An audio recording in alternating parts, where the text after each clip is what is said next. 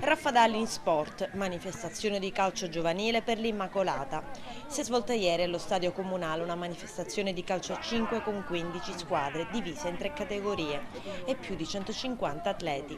L'evento è promosso dall'Associazione Culturale Trinacria di Raffadali e dal Comitato Provinciale ASC Attività Sportive Confederate di Agrigento, ente di promozione sportiva riconosciuto dal CONI, ed è stato possibile organizzarlo grazie alla sensibilità dell'amministrazione comunale di Raffadali con a capo il sindaco Silvio Cuffaro e l'assessore allo sport Luigi Costanza.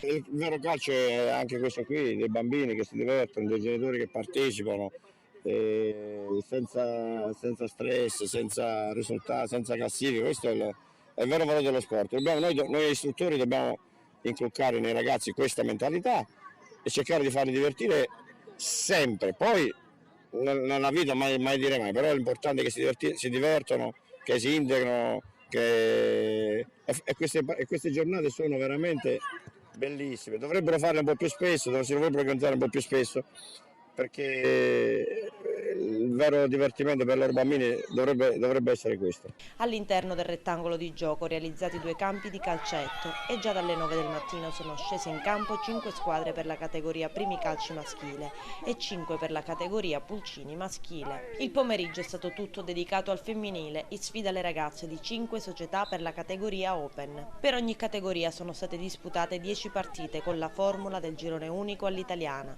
Per tutta la giornata la preziosa presenza della Croce Rossa Italiana con un'ambulanza ed una squadra di volontari che hanno dato vita ad una dimostrazione e simulazione inerente all'uso del defibrillatore. I genitori dovrebbero prendere anche loro queste giornate con più fair play, con molto più divertimento, senza pensare di avere in famiglia il Maradona di turno, quindi di avere dei bambini che vengono qui per divertirsi, per giocare e per crescere e basta.